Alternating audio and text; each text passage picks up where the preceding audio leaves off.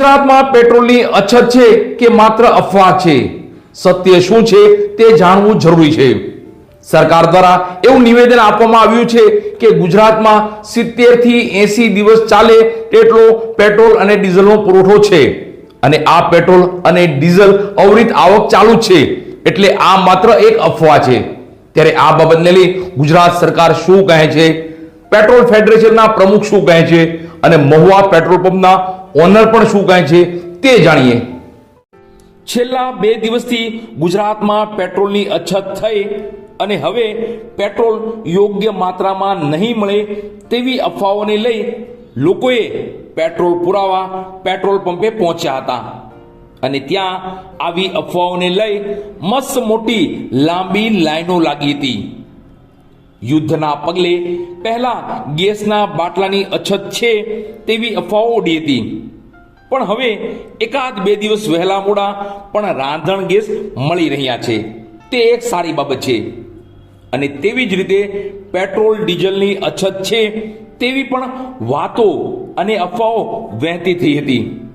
ત્યારે આ બાબતે પેટ્રોલની અછત છે જ નહીં. સરકાર દ્વારા પૂરતા પ્રયત્નો કરી અને આ પેટ્રોલના જથ્થાને પૂરતો યોગ્ય માત્રામાં મેળવાઈ રહ્યો છે, એટલે લોકોને પેટ્રોલ ડીઝલ હંમેશા મળી જ રહેશે. હાલ ગુજરાતમાં પેટ્રોલ કે ડીઝલની અછત છે જ નહીં.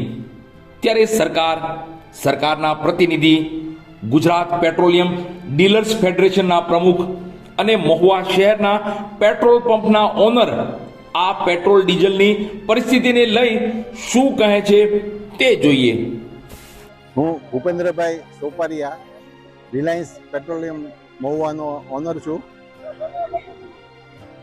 આજે ખોટી પેનિકને હિસાબે પેટ્રોલ અને ડીઝલ માટે લોકોએ ધસારો કરેલો અને અમે આખો દિવસ બધાને પેટ્રોલ ડીઝલ આપેલા.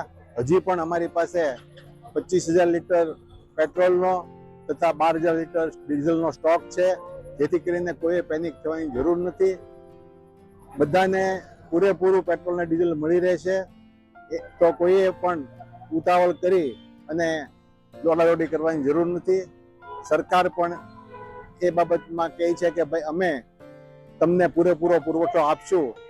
આજે જ સવારે મારી ગાડી અહીંયા આવેલી અને એ ખાલી કરી પેટ્રોલની અને ગઈ છે, પાછી પરમ દિવસે આવશે. તો કોઈએ પેનિક થવું નહીં અને દોડાદોડી કરવી નહીં. ખોટી એવી બધી ગામમાં ચર્ચાઓ ચાલી રહી છે કે પેટ્રોલ બંધ થઈ જવાનું છે, તો આપ એ વિશે શું કહેશો? પેટ્રોલ ના ભાવ આખી દુનિયામાં વધ્યા છે. આપણે ભારતની અંદર હજુ સુધી પેટ્રોલ અને ડીઝલના ભાવ વધ્યા નથી અને વધવાની હજુ કોઈ શક્યતા છે નહીં. વાત પછી તમારી જે પેટ્રોલના સ્ટોક વિશેની, તો સરકાર પાસે એમ કહે છે હજી કે અમારી પાસે 70 દિવસનો સ્ટોક તો પડ્યો છે, તો પણ કઈ ખરાબ બીજી વધારે પોઝિશન થાય તો પણ 60 થી 70 દિવસ સુધી કોઈ પણ જાતનો પ્રોબ્લેમ થાય એવી કોઈ શક્યતા દેખાતી નથી અત્યારે. ભાઈઓ, છેલ્લા આજે 4-5 કલાકથી અમદાવાદના દરેક પેટ્રોલ પંપે લાઈનો લાગી છે પેટ્રોલ અને ડીઝલ માટે.